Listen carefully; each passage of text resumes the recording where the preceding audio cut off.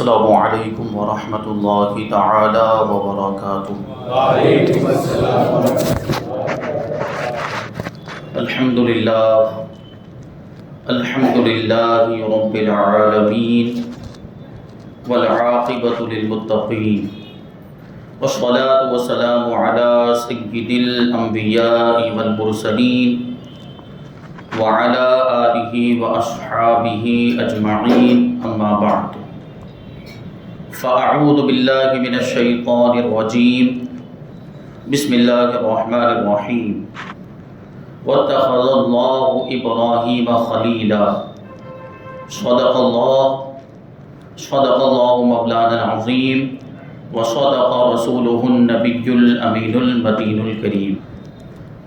آئیے ہم اور آپ سب سے پہلے حضور سرور کائنات، فخر موجودات، باعث تخلیق کائنات، احمد مجتبی محمد مصطفیٰ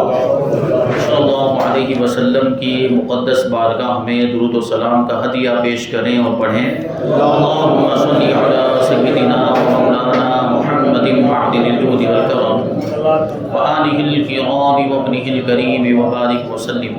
صلاۃ و سلاما علیک یا رسول اللہ صلی اللہ تعالی علیہ وسلم۔ عزیزان ملت اسلامیہ، گزشتہ کئی جمعہ سے اللہ تبارک و تعالیٰ کے جلیل القدر پیغمبر حضرت ابراہیم خلیل اللہ علیہ السلام کا تذکرہ ہو رہا ہے۔ اسی سلسلے کو ہم آگے بڑھائیں گے۔ گزشتہ جمعہ میں آپ نے سماعت کیا، حضرت ابراہیم علیہ السلام کو نمرود اور اس کے ماننے والوں نے آگ میں ڈال دیا،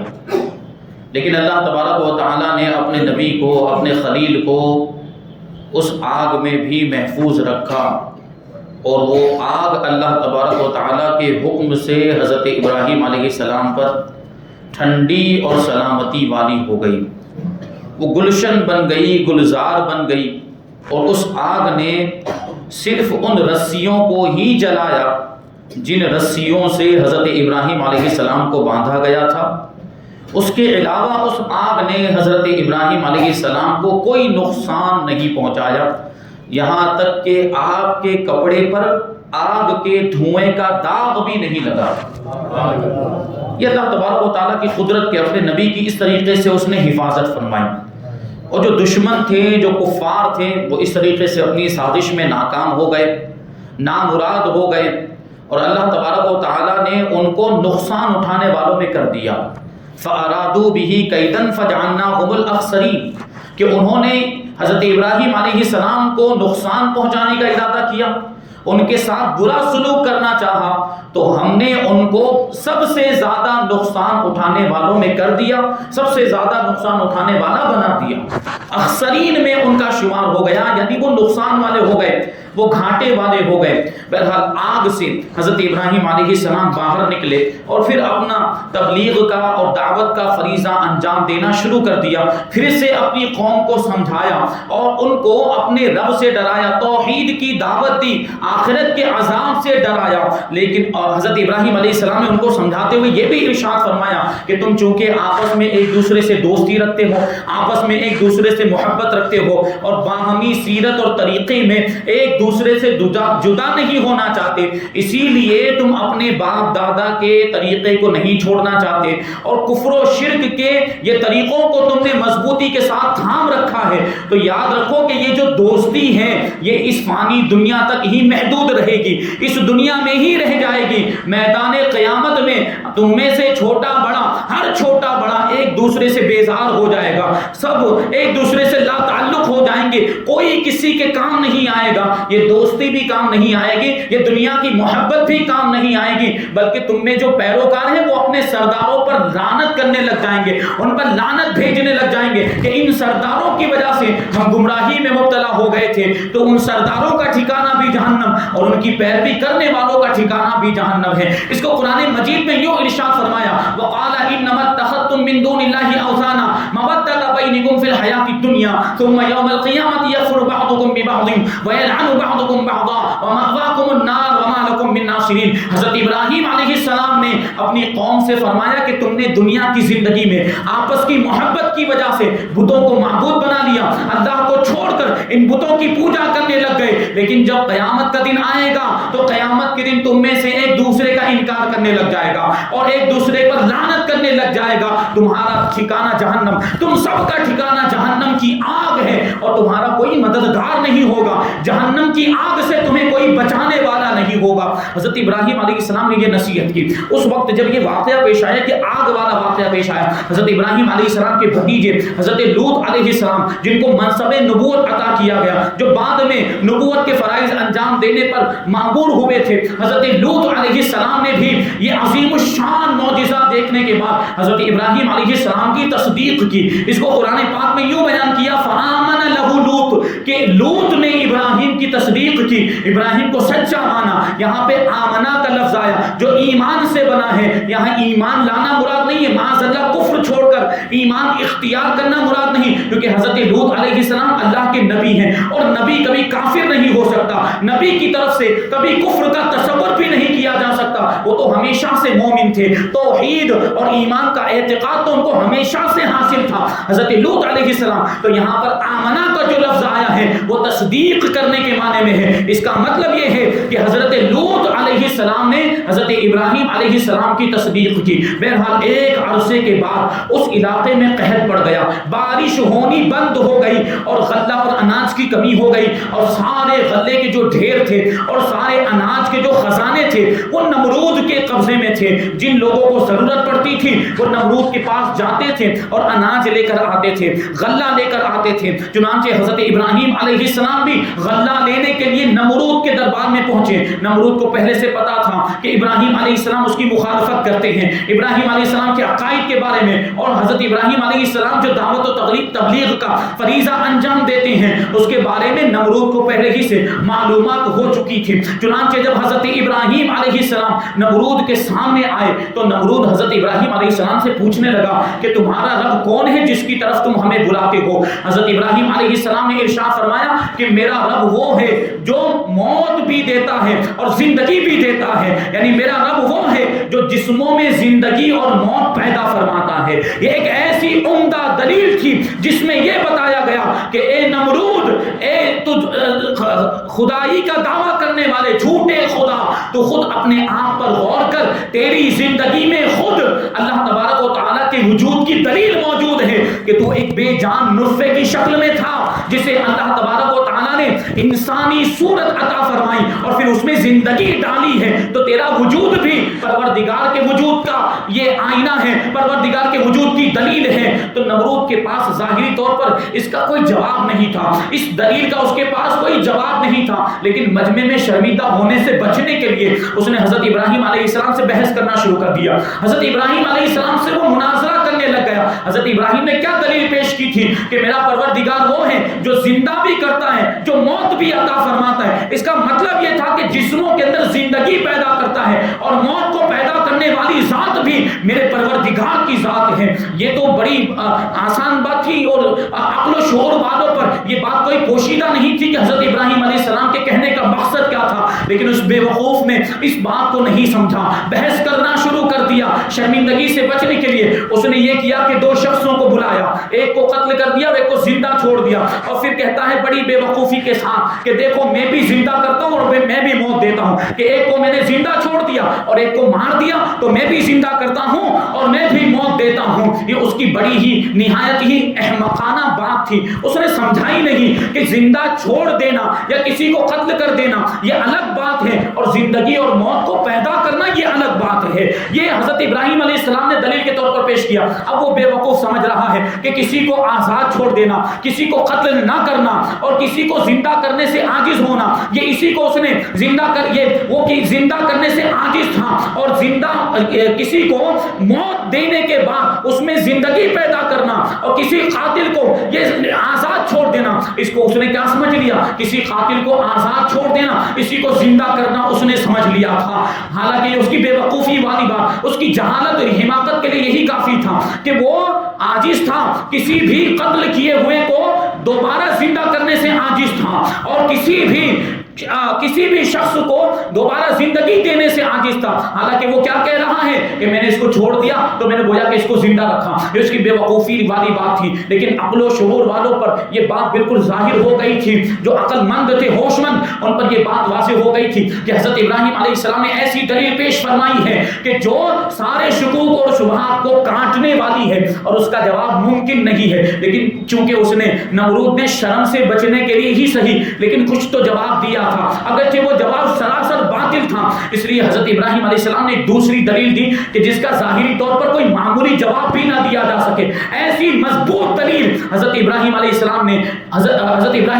نے دوسری دلیل جو بڑی مضبوط تھی وہ نمرود کے سامنے پیش کی اور ارشاد فرمایا کہ اگر تو خدا ہے, اگر تو خدائی کا دعویٰ کرتا ہے تو میرا پروردگار تو سورج کو مشرق سے نکالتا ہے اور یہ مغرب میں ڈوبتا ہے. اگر تو خدا ہے تو یہ جسم متحرک یعنی یہ جو حرکت کرنے والا جو سورج ہے اس کی حرکت کو بدل کے دکھا دے. یہ مشرق سے طلوع ہوتا ہے, اس کو مغرب سے نکال کر دکھا دے, اس کو پچھم سے نکال کر دکھا دے. اب ظاہر سی بات ہے یہ تو اس کی طاقت سے باہر تھا, اس لیے نمرود ہکا بکا رہ گیا اور اس کے ہوش اڑ گئے. اس کے پاس کوئی جواب نہیں تھا. اس واقعے کو قرآن پاک میں یوں بیان کیا, وَإِذْ قَالَ أَلَمْ تَرَ إِلَى الَّذِي حَاجَّ إِبْرَاهِيمَ فِي رَبِّهِ أَنْ آتَاهُ اللَّهُ الْمُلْكَ إِذْ قَالَ إِبْرَاهِيمُ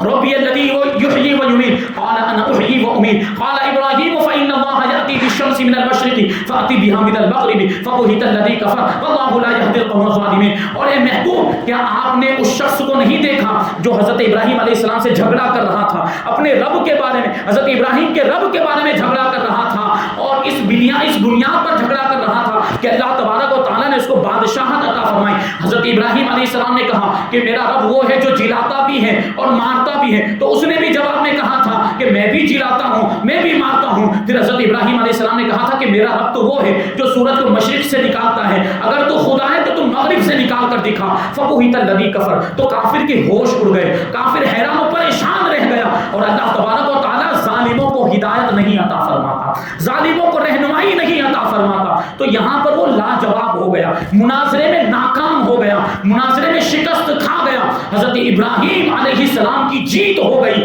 لیکن اب دیکھیں جو دنیا دار ہوتے ہیں اور جو دنیا کے لالچی ہوتے ہیں پھر وہ بدلہ لینے پر آ جاتے ہیں, وہ انتقام لینے پر آ جاتے ہیں. حضرت ابراہیم علیہ السلام سے مناظرے میں وہ ہار گیا تو اس نے حضرت ابراہیم علیہ السلام کو غلہ دینے سے انکار کر دیا. حضرت ابراہیم علیہ السلام اناج لینے کے لیے آئے تھے, حضرت ابراہیم علیہ السلام کو اس نے اناج نہیں دیا. حضرت ابراہیم علیہ السلام خالی ہاتھ وہاں سے واپس لوٹے, لیکن جب اپنے گھر کے قریب پہنچے تو 2 تھیلیوں میں 2 بوریوں کے اندر حضرت ابراہیم علیہ السلام نے ریت بھر لی تاکہ گھر والوں کو لگے کہ کچھ لے کر آئے ہیں, اور وہ بوریاں لے جا کر آپ نے گھر میں رکھ دی. پھر آرام فرمانے لگ گئے. حضرت ابراہیم علیہ السلام سو گئے. اسی دوران آپ کی زوجہ محترمہ حضرت سارہ رضی اللہ تعالی عنہا اٹھی, بیدار ہوئی اور ان بوریوں کو کھول کر دیکھا تو کیا دیکھتی ہیں کہ وہ بوریاں عمدہ قسم کے اناج سے بھری ہوئی ہے.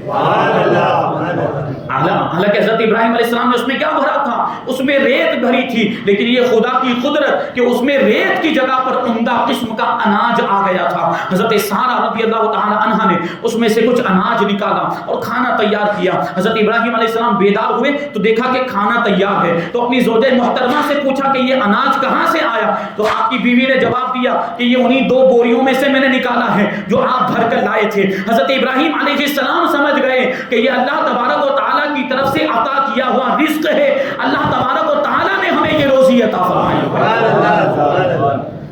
یہ اللہ تبارک و تعالیٰ اپنے نبیوں کی اس طریقے سے عزت افزائی فرماتا ہے، اس طریقے سے اپنے پیغمبروں کی مدد فرماتا ہے۔ حضرت سلمان فارسی رضی اللہ تعالیٰ عنہ سے روایت ہے کہ ایک مرتبہ تو کافروں کی طرف سے حضرت ابراہیم علیہ السلام پر 2 بھوکے شیر چھوڑ دیے گئے، لیکن وہ شیر جب حضرت ابراہیم علیہ السلام کے سامنے آئے، جب ان 2 شیروں نے حضرت ابراہیم علیہ السلام کو دیکھا تو حضرت ابراہیم علیہ السلام کے قدموں میں اپنا سر رکھ دیا اور حضرت ابراہیم علیہ السلام کے قدموں کو چھانٹنے لگے، کیونکہ ساری مخلوقات جانتی ہیں کہ اللہ کے نبی کون ہے، اللہ کے انبیاء کرام کو یہ مخلوقات بھی جانتی اور پہچانتی، ان کا ادب و احترام کرتی۔ تو ان شیروں نے بھی وہی کیا، وہ قدموں میں گر گئے اور ان کو نقصان پہنچانے کے بجائے حضرت ابراہیم علیہ السلام کے قدموں کا بوسہ لینے لگ گئے اور اس کو جھانکنے لگ گئے۔ یہ حضرت ابراہیم علیہ السلام کی شان۔ بہرحال حضرت ابراہیم علیہ السلام نے خوب تبلیغ فرمائی، خوب لوگوں کو سمجھانے کی کوشش کی، لیکن اتنا سمجھانے کے باوجود اور ایسا عظیم الشان معجزہ دیکھنے کے باوجود، آگ میں سلامت رہنے والا معجزہ، یہ کیسا عظیم الشان معجزہ ہے، اتنا عظیم الشان معجزہ دیکھنے کے باوجود بھی بادشاہ کے ڈر سے اور اپنے باپ دادا کی اندھی تقلید کی وجہ سے آپ کی قوم کفر و شرک پر ڈٹی رہی اور کفر و شرک سے وہ لوگ باز نہیں آئے۔ اس لیے حضرت ابراہیم علیہ السلام اب دل برداشتہ ہو گئے اور آپ نے وہاں سے ہجرت کرنے کا ارادہ کر لیا۔ اپنے گھر والوں کو ترغیب دلاتے ہوئے فرمایا کہ میں اپنے رب کے حکم سے اس جگہ اب ہجرت کرنے والا ہوں، وہاں جانے والا ہوں جہاں میرا رب حکم دے گا، اور تم بھی مجھے امید ہے کہ میرے ساتھ چلو گے۔ ان قریب میرا رب میری رہنمائی فرمائے گا کہ مجھے کہاں جانا ہے، یہاں سے ہجرت کر کے۔ قرآن پاک میں اس کو یوں بیان فرمایا، وقال انی مہاجر الی ربی انہ هو العزیز الحکیم، کہ میں اپنے رب کی طرف ہجرت کرنے والا ہوں۔ اور پھر دوسری جگہ پر ہے قال انی ذاہب الی ربی انہ سیہدین، او کما قال اللہ، کہ میں اپنے رب کی طرف جانے والا ہوں اور ان قریب وہی میری رہنمائی کرے گا۔ اور یہاں پر یہ بات پتہ چلی کہ ضرورت کے وقت، حاجت کے وقت ہجرت کرنا، اپنے وطن کو چھوڑ دینا، یہ انبیاء کرام کی سنت ہے، اور ایسی جگہ پر چلے جانا جہاں سکون اور اطمینان کے ساتھ اللہ تبارک و تعالیٰ کی عبادت کی جا سکے اور جہاں عبادت کرنے میں کوئی روک ٹوک نہ ہو، یہ اللہ کی طرف ہجرت کرنا ہے، یہ اللہ کی طرف جانا ہے، کیونکہ اللہ تبارک و تعالیٰ تو جگہ سے پاک ہے، یہاں وہاں یہ ساری جگہیں اللہ تبارک و تعالیٰ کے لیے سب برابر ہیں۔ اللہ تبارک و تعالیٰ مکان سے بھی پاک ہے، زمانے سے بھی پاک ہے۔ تو اللہ کی طرف جانے کا مطلب یہ تھا کہ جہاں اللہ تبارک و تعالیٰ ہمیں حکم دے گا وہاں ہم ہجرت کر کے چلے جائیں گے۔ چنانچہ حضرت ابراہیم علیہ السلام، آپ نے اپنی بیوی حضرت سارہ رضی اللہ تعالیٰ عنہا کو ساتھ میں لیا اور آپ کے بھتیجے حضرت لوط بھی آپ کے ساتھ ہو گئے، اور آپ عراق سے ملک شام کی طرف روانہ ہوئے۔ آپ نے ملک شام کی طرف ہجرت فرمائی، سیریا جس کو ابھی کہا جاتا ہے۔ حضرت ابراہیم علیہ السلام جو ملک شام کی طرف روانہ ہوئے تو مصر کے راستے سے روانہ ہوئے، درمیان میں مصر آیا۔ تو یہ جو اس میں جو درمیان میں بھی ایک بڑا عجیب واقعہ پیش آیا، اس واقعے کو بھی آپ سماعت کر لیں کہ حضرت ابراہیم علیہ السلام اپنی زوجہ محترمہ حضرت سارہ رضی اللہ تعالیٰ عنہ کو لے کر یہ جب روانہ ہوئے تو مصر کا راستہ اپنایا۔ مصر میں اس وقت ایک بڑا ہی ظالم قبطی بادشاہ حکومت کرتا تھا۔ مصر پر ایک ظالم و جابر بادشاہ کی حکومت تھی جو قبطی قوم سے تعلق رکھتا تھا، اور اس کے مظالم میں سے ایک ظلم یہ تھا کہ جب کوئی مسافر آتا اور اس مسافر کے ساتھ اس کی خوبصورت بیوی ہوتی تو وہ اس کو طلاق دلوا کر اپنے قبضے میں لے لیتا تھا، اور اگر شوہر طلاق دینے سے انکار کر دیتا تو وہ شوہر کو قتل کر دیا کرتا تھا۔ اس ظالم بادشاہ کا یہ طریقہ تھا کہ مسافروں کی خوبصورت بیویوں کو اس طریقے سے وہ اپنے قبضے اور اختیار میں لے لیا کرتا، لیکن اگر کوئی مسافر ہوتے، وہ دونوں آپس میں بہن بھائی ہوتے، تو ان کو وہ چھوڑ دیتا تھا اور بہن کو بھائی سے چھینتا نہیں تھا۔ یہ اس نے اپنے اعتبار سے ایک قانون بنایا ہوا تھا، اپنے اعتبار سے اس نے اصول بنایا ہوا تھا۔ اور اسی سفر ہجرت کے دوران حضرت ابراہیم علیہ السلام اور آپ کی زوجہ محترمہ حضرت سارہ رضی اللہ تعالیٰ عنہ مصر سے گزرے، مصر میں داخل ہوئے۔ حدیث پاک میں یہ آیا ہے کہ حضرت ابراہیم علیہ السلام اور حضرت سارہ نے جب ہجرت فرمائی تو وہ اس شہر میں داخل ہوئے جس شہر میں ایک ظالم بادشاہ کی حکومت تھی۔ جب اس ظالم بادشاہ کو پتا چلا، اس کے سپاہیوں نے اس کو بتایا کہ حضرت ابراہیم علیہ السلام اس شہر میں داخل ہوئے ہیں اور ان کے ساتھ ان کی حسین ترین بیوی بھی حضرت سارہ رضی اللہ تعالی عنہا بھی موجود ہیں۔ چنانچہ اس نے حضرت ابراہیم علیہ السلام کے پاس ایک قاصد بھیجا اور اس نے پوچھا کہ یہ جو عورت آپ کے ساتھ ہے اس کے ساتھ آپ کا رشتہ رشتہ کیا ہے؟ حضرت ابراہیم علیہ السلام سمجھ گئے کہ معاملہ کچھ گڑبڑ ہے، اس لیے حضرت ابراہیم علیہ السلام نے کہا کہ یہ تو میری بہن ہے، کیونکہ آپ کو پتا چل چکا تھا کہ وہ بہن بھائی کو چھوڑ دیتا ہے، اور میاں بیوی اگر ہوں تو بیوی کو چھین لیتا ہے، بیوی پر ناجائز قبضہ کر لیتا ہے۔ تو حضرت ابراہیم علیہ السلام نے اسی لیے کہا کہ یہ تو میری بہن ہے۔ یہ ظاہری طور پر خلاف واقع بات لگتی ہے، یعنی ایسا لگتا ہے کہ یہ جھوٹ ہے، حالانکہ یہ بات جھوٹ نہیں تھی۔ اپنے آپ کو بچانے کے لیے حضرت ابراہیم علیہ السلام نے توریہ کیا تھا،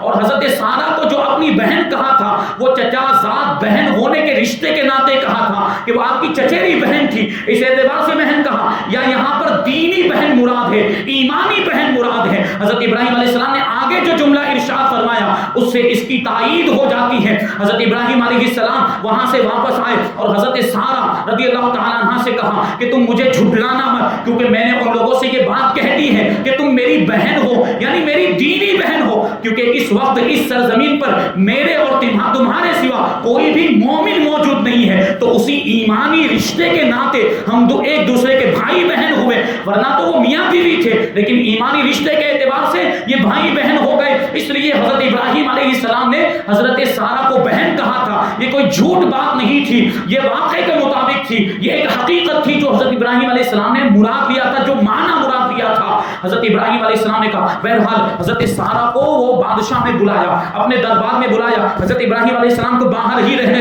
دیا گیا۔ حضرت سارہ رضی اللہ تعالیٰ عنہ جب اس ظالم بادشاہ کے دربار میں پہنچی تو وہ ظالم بادشاہ غلط ارادے سے حضرت سارہ رضی اللہ تعالیٰ عنہ کی طرف بڑھا۔ حضرت سارہ رضی اللہ تعالیٰ عنہ کو جب خطرہ محسوس ہوا تو آپ نے وضو کیا اور نماز ادا کی اور اللہ تبارک و تعالیٰ کی بارگاہ میں دعا کرنے لگ گئی۔ عرض کرتی ہے، پروردگار، اگر میں تجھ پر اور تیرے رسول پر ایمان لائی ہوں، اور اگر میں نے اپنی عزت کی اپنے شوہر کے ماں سوا سے حفاظت کی ہے، تو کافر کو مجھ پر مسلط نہ کرنا، اس کافر کو مجھ پر قبضہ مت دینا، مجھ پر قابو نہ دینا۔ اتنا دعا کرنا تھا کہ ادھر دوسری جانب وہ بادشاہ وہ گر گیا، اس کا دم گھٹنے لگ گیا اور اس کے گلے سے کھڑکھڑاہٹ کی آواز نکلنے لگ گئی، اور ایسا محسوس ہوتا تھا کہ ابھی مر جائے گا، اور وہ تڑپنے والی کیفیت میں، بے چینی والی کیفیت میں اپنے پاؤں زمین پر مارنے لگ گیا۔ حضرت سارہ رضی اللہ تعالی عنہا نے جب اس کی یہ کیفیت دیکھی، جب اس کی یہ حالت دیکھی، تو اللہ کی بارگاہ میں عرض کرنے لگ گئی کہ اگر یہ اسی طریقے سے مر گیا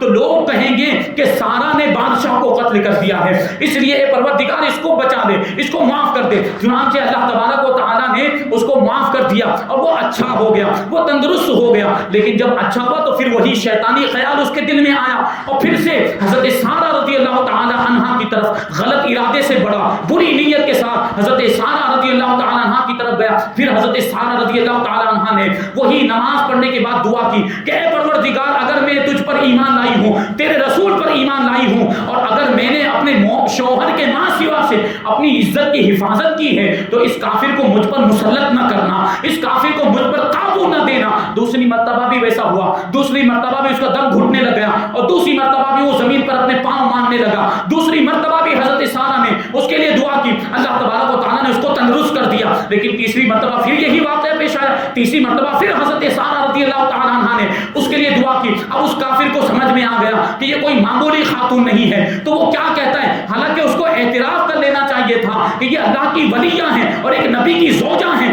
ان کی جو حفاظت ہو رہی ہے یہ اللہ تبارک و تعالیٰ کی طرف سے۔ لیکن اس کے بجائے وہ اپنے سپاہیوں سے کیا کہتا ہے، وہ کہتا ہے کہ اے لوگوں، تم نے ایک سرکش جن کو میرے پاس بھیج دیا، یہ کوئی انسان نہیں ہے، تو جنات معلوم ہوتی ہے کہ جب بھی میں اس کے طرف ہاتھ بڑھاتا ہوں غلط ارادے سے، تو میری کیفیت یہ ہو جاتی ہے، میں مرنے کے قریب پہنچ جاتا ہوں۔ چنانچہ اس نے کہا کہ اس کو لے جاؤ اور حضرت ابراہیم علیہ السلام کو لوٹا دو، اور ساتھ میں ہاجرہ بھی خادمہ کے طور پر ان کو دے دو۔ چنانچہ حضرت سارہ رضی اللہ تعالی عنہا حضرت ابراہیم علیہ السلام کے پاس واپس آئیں اور پورا واقعہ بیان کیا کہ اللہ تبارک و تعالیٰ نے اس کافر و فاسق کو ناکام کر دیا، اس کی سازش میں وہ نامراد ہو گیا، اور اللہ تبارک و تعالیٰ نے حضرت ہاجرہ یہ خادمہ کے طور پر ہمیں عطا فرمائی۔ اور ایک روایت میں یہ ہے کہ جب بادشاہ نے برے ارادے سے حضرت سارہ کی طرف اپنا ہاتھ بڑھایا تو اس کا ہاتھ مفلوج ہو گیا، اس کا ہاتھ جو تھا وہ کام کرنا بند کر دیا، وہ شل ہو گیا، تو وہ اب گڑ گڑانے لگا اور حضرت سارہ سے کہنے لگا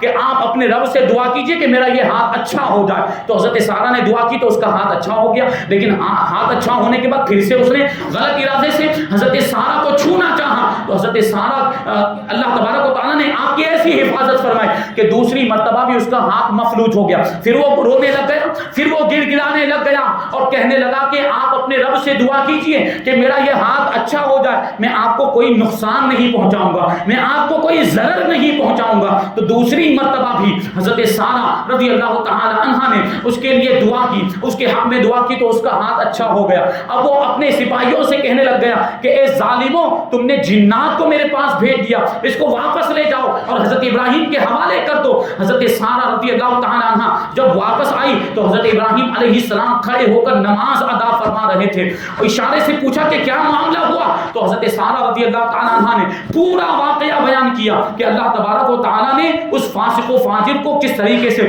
ناکام کر دیا اور ہمیں ہدیے کے طور پر, خادمہ کے طور پر